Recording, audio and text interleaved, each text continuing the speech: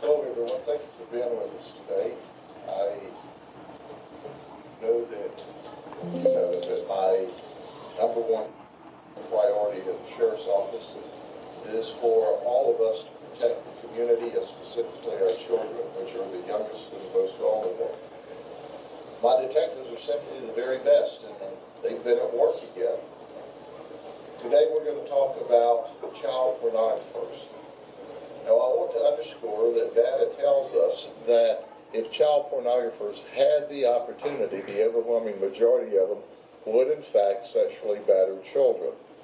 So our goal is to get these folks out of circulation, get them arrested for their evil deeds, and what we're going to talk about today, I think you'll agree, is evil deeds before they have the opportunity to victimize children in person. Why do I say that? Because anytime you buy, sell, trade child pornography and view it, then the child who's in that child pornography is re-victimized. To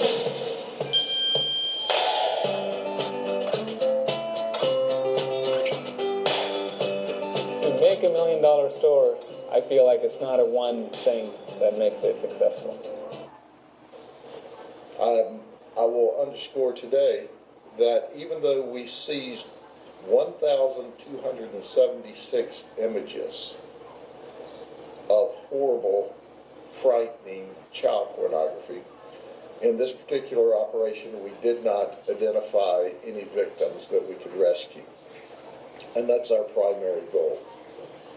1,276, that was felony 2 charges. Actually, we had 4 felony 3 for a total of 1,280 criminal felony counts or charges. Now, folks, children have been victimized through video clips and or still photos. And I'm joined today by our state attorney's prosecutor. Brian Haas simply has the best state attorney's office. Brad Copley has prosecuted these cases for years and worked with our folks on the search warrants and the arrest warrants. As we targeted these folks who are victimizing children with just the swapping and selling and looking at child porn, but you're going to hear much more in just a minute. All of these people, which is unusual, are from Polk County. They should know better, because we're coming after everyone who does this with a vengeance and will chase you to the ends of the earth. And you've been here in the past when we, in fact, chased one all the way to Australia. But what you're not going to see today, for good reason, is the screaming and hollering of the children in pain and agony and fear while they're being sexually battered. That's right. My detectives have to see the video clips of the children screaming in pain and fear and agony because of evil monsters that are creating the child porn that these people are swapping and enjoying in their deranged mind. But it's important that we go over these folks, because I want you to have a full understanding of just how nasty they are. They're nasty, nasty people. First, let me introduce you to David Sparks. He's 66 years of age. He's retired. He was in customer service, and he's married. He's charged with 350 counts of child porn that we found on a CD. We found that these children that were being sexually battered were between 3 months old and 12 years old on the porn that he had. His wife of 10 years is a retired child protective services worker out of Missouri. She had no knowledge of his evil deeds and was absolutely mortified, because she spent years and years and years protecting children only to have his secret life destroying children's lives. Because you see, if there weren't people to watch child porn, there wouldn't be anybody making child porn. And you see him from the outside, As the detective said, he looks like a nice old grandfather. Until you get into his digital devices and see the evilness that lurks behind the curtain. Then there's Stefan Young. He's 58. Stefan has a business, a photography business called Enchanting Boudoir. Now for Polk County. To me, that's like taking pictures of people in their underwear, okay? But they call it Enchanting Boudoir. So we started an undercover operation against this guy because we had a concerned citizen who saw his advertisements on Craigslist that he would take photographs of people in their underwear. And he found out that they would do this also for children. So he called on us, and we appreciate this man in the community being curious, making a phone call, saying, ooh, there's something here, and notifying us, so we went undercover. He claimed that he had taken photographs of children as young as 13, not only in their lace and silk underwear, but sometimes totally nude. But he bragged that he did this with the parents' authorization. Now, we don't know who these children are yet. We don't know who these parents are yet. But I want to tell you parents something. If you're having your children's nude photographs taken by Stefan Young or anybody else in provocative, sexual, lacy underwear, we're going to put you in jail too. That is not all right, ever. In addition to that, he said he would do dressed and undressed pictures with the undercovers children.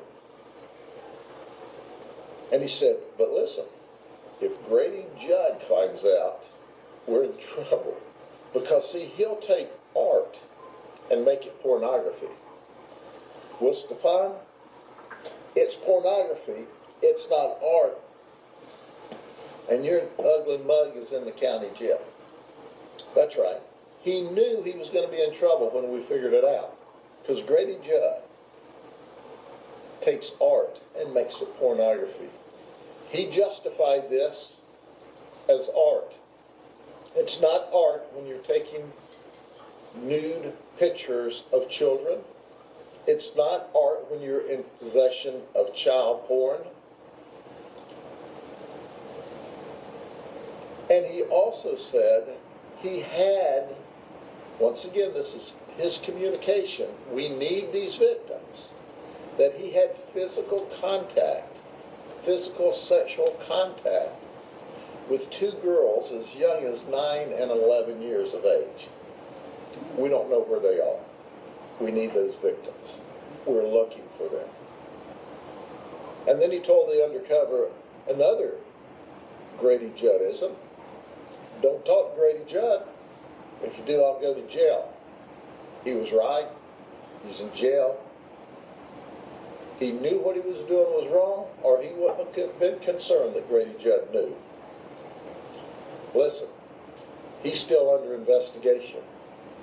There are people in this community that know of his evilness, that know that, according to his statements, not ours, that he sexually battered children, that he took photographs, nude photographs of little children.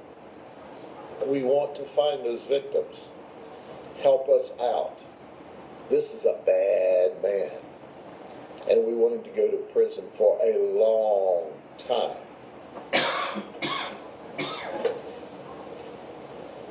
And then there's Paul Val. He's 40, from Davenport. He's married. He works at Disney World at Cosmic Ray's Restaurant. In fact, he just recently moved to Polk County from Indiana, and he moved here specifically to work at Disney World. Well, you know, back in the day, they arrested Willie Sutton for robbing banks. He was a notorious bank robber. And they asked Willie Sutton, "Hey, Willie, why do you rob banks?" And he said, "Well, that's where the money is." "Well, why do people like Paul Vail work at Disney?" "Because that's where the children are. And they want to be around children." He had 540 counts of child pornography from newborns to 8 years of age. He also had videos. And he was a sadomasochist. There was photographs where they had tied up babies in preparation for sexual battery. There was one where a child was just weeks old, where they had the child's hands tied behind her back. Can you believe that? A very young child with her hands tied behind her back. There's videos of a 3 to 6 month old being sexually battered by an adult male. His wife asked, she's only been married to him for a year, "Did I marry a monster?" "Yes, you did. You married a monster." By the way, when we kicked the door in, he came to the door nude.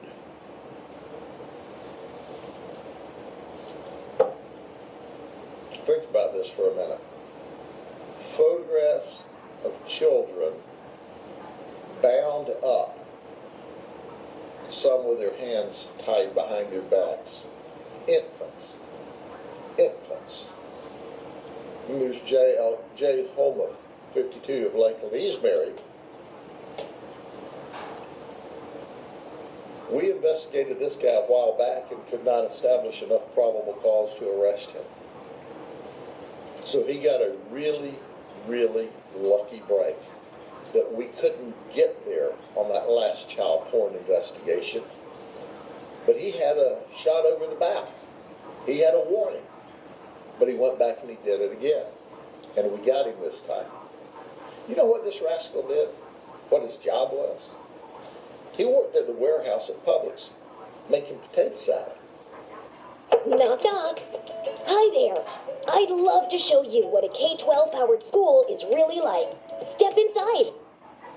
Now, I don't know what kind of potato salad it was, but you're safe to eat it now because he's in the jail, and we're not letting that rascal make potato salad in the jail.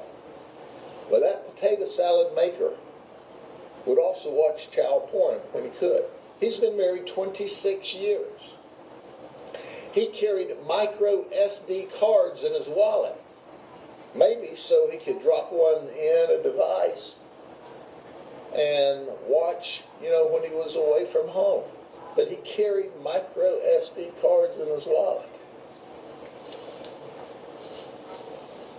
If you've ever ordered potato salad and you had a micro SD card in it, return it to us because it's illegal, what he has on it.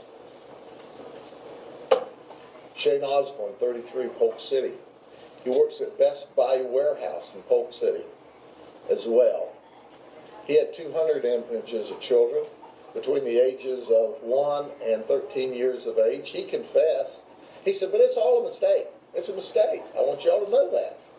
Because what I was looking for is bestiality photographs of people having sex with like dogs and horses. I've got a word for that. Hey, that's illegal. Horses don't want to be messed around with, and neither do dogs. They can't testify, but if you'll find any dogs he's been around, we'll give a sex battery test and see if we can figure out enough physical evidence to charge him with that. But that's his excuse. Hey, I didn't mean to download this child porn. 201 counts, and you didn't mean to? It was an accident? You were looking for adults having sex with dogs and horses? Man, You a messed up individual. Then there's Reed Donaldson, he's 24. He also works at Best Buy, but he works in sales at Posner. He would go by the alias online as Aaron. He had 11 counts of child porn, children between 3 and 9 years of age. We arrested him at work. I don't know if we had to say, excuse me, customer, but he can't sell you a television right now because he's going to jail. But if you'll buy that television from Best Buy and turn it on, you can see his picture on it in a few days. They're all in jail. He's in jail. But William is married too. William Cuvas, 49, from Auburndale. He works for Coca-Cola in Auburndale. He had 67 counts of child porn, but to children between 6 and 10 years of age. I'm sorry, children between 4 and 12 years of age. He had 2 children at home. I underscore, there were no photographs of his children in the child porn, and his wife was horrified. Not only was he looking at child porn that covered the age range of his children, his wife is horrified, and no, his children weren't involved. We've screened them, and that's the first thing we do. The only bright spot in this investigation is apparently, from all indications, that the children weren't involved. Mama, you got time now. He's in jail. You don't want him around your children. Not with that kind of nastiness. Brian Thomas is 39, from Haines City. He's unemployed. He lives with mom and dad. Well, isn't that sweet? You're unemployed. You won't work. You're so sorry you won't work. You won't take care of yourself. Mom and daddy always will be your mom and daddy. They take you in, and the things that they get is we search their house with a search warrant because you're in possession of child porn of children between 5 and 7 years of age. Oh, by the way, he liked to play computer games. We saw his gaming computer, and you know, you can talk to children on these gaming computers as well as play games with them and groom them, all while he's living at home with mom and dad. These are all filthy individuals. We're going to do our very best to send them to prison for a very long time. But the investigation against them goes on. All of their devices have not been completely forensically examined, so there will be additional charges filed against these folks. We know that we need on our boardwear guy, or underwear guy as we say in Polk County, we need people to cooperate with us because we know there are victims out there that we're unaware of. We always strive to identify the victims in the photographs, and that investigation will go on as we work with NCMEC as well. As I close out today, here's a warning to those in the community. We're coming after you. If you're a child predator, if you're involved in child pornography, you are at the top of our list of people to investigate and arrest. You're not going to victimize the children. You're just not going to victimize our children. Any questions? You said that men were counting. Is there, and I know that you're working through to establish who these victims are, do you suspect or believe that any of the children might be from Polk County as well? In this day and age, it is so easy to make child porn. Anybody with a half-decent cell phone can be in the business. So why way back in the day, before and in the beginning of the internet days, child porn was very rare and very difficult to first make and then obtain. it was easier to track where it came from, and most of it, quite frankly, came from overseas. Today, there is a possibility that it occurred here. My detectives who have to look at this horrible stuff every day recognize some of it as being on the queue, and it's just moved around the country and the world. We don't have any specific information right now that any of it was made here, but it's certainly not beyond the realm of possibility. Most of this child porn today. What if you only traded 0 DTE options around events that are 100% guaranteed to happen? We found a company that tracks the best. Is not what we would call professional lighting, professional photography grade child porn. It's somebody at home with a cell phone. Some of it, they go to a little further extent. But it's all horrible, and we always want to find the victims, but even if we find the victims and rescue them, every time that image is downloaded, that baby is reoffended, is re-victimized. And that's what we see is once it's out there, it's out there. And stopping it is remarkably difficult. There's also the dark web. There are evil people on the dark web that we are investigating. We're going after them. It's more difficult. They think they've got it all figured out. But there's people on the dark web that we're not getting to yet that are just as evil as these folks, but maybe more tech savvy. We're investigating them too. Don't relax. Our folks are figuring out new ways and new methods to investigate you every day. Anything else? You mentioned that, I noticed you're bringing out that their occupations. Are you trying to say, too, in looking at them, if you saw them on the street, would the average person say, hey, there's a child predator? Talk a little bit about that. That's important to understand that when we deal with these kinds of very dangerous criminals, they're not traditional criminals. You don't see long criminal histories. What you see is people who have committed crime by hiding the entire life, this hidden life.